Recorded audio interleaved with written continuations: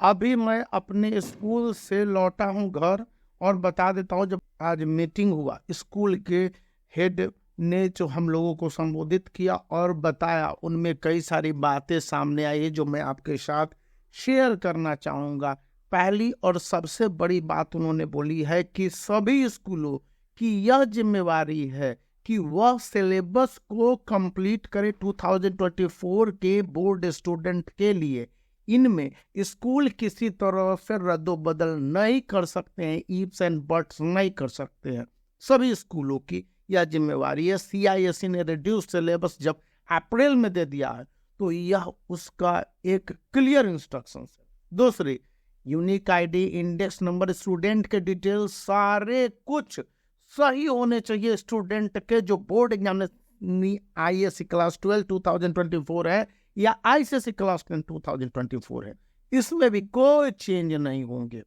Third और important बात बताई गई है कि स्टूडेंट के बोर्ड एग्जामिनेशन के दौरान अगर किसी तरह के प्रॉब्लम आते हैं तो उससे पहले जो भी करेक्शन संभव थे स्कूलों के द्वारा कराए जाने चाहिए। अभी जो दिवाली वगैरह में पटाखे, पॉल्यूशन, ये सब है और दिल्ली में कोल्ड के सिचुएशन, पॉल्यूशन के कारण स्कूल बंद है और विंटर ब्रेक अर्ली संभव है और बोर्ड एग्जामिनेशन भी अर्ली है, तो उस कंडीशन में स्टूडेंट के लिए आप मतलब कि टीचर, स्कूल की भी जिम्मेदारी है ऑनलाइन ऑफलाइन जिस भी कंडीशन में हो अपने स्टूडेंट को इक्विप करें, बोर्ड एग्जामिनेशन के लिए तैयार करें। अगर संभव हो तो उनको आप ऑफलाइन में बुला के, चूंकि class 10th and class 12th के बोर्ड एग्जाम नहीं है, इनके लिए स्टेट गवर्नमेंट किसी तरह के बॉन्डेज नहीं लगाती है, तो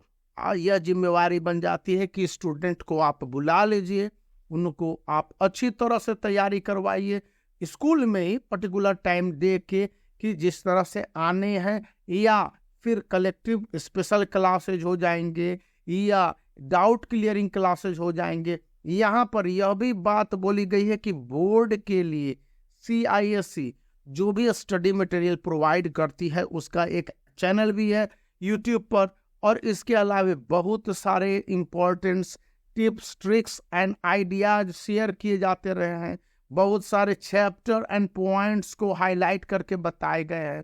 तो उन सभी को स्टूडेंट को समय रहते बता देने हैं और इनमें किसी तरह की कोई बेवकूफ़ी करने पर स्कूल के टीचर और वह स्कूल जिम्मेवार होगा। ये एक बड़ी बात सामने आई। यहाँ पर यह भी कहा गया कि स्टूडेंट के अक्सर प्रॉब्लम लिखने में आते रहे हैं, मतलब कि स्टूडेंट ने ठीक ढंग से आंसर नहीं लिखा होता, वो आंसर जानते हैं बोर्ड एग्जामिनेशन के लिहाज से, तो उस कंडीशन में भी स्टूडेंट को उनके बोर्ड एग्जामिनेशन के लिहाज से तैयार कराने, आंसर की प्रैक्टिस कराने और मॉक टेस्ट से मुझे ओसवाल पब्लिकेशंस का जो ये 61 सैंपल पेपर है क्लास 10th के लिए बहुत अच्छा है। क्लास 12th का भी मैं एक सीरीज शुरू करने जा रहा हूँ, उसमें आपको दिखलाऊंगा। एरर फ्री सैंपल पेपर है जिसको आप चूज कर सकते हैं, बने रह सकते हैं, वीडियो को लाइक कर सकते हैं, चैनल को शेयर कर सकते हैं, सब्सक्राइब कीजिए, क्योंकि अभी जो बातें समझ में आई है और इसी के साथ संबंधित सब्जेक्ट टीचर,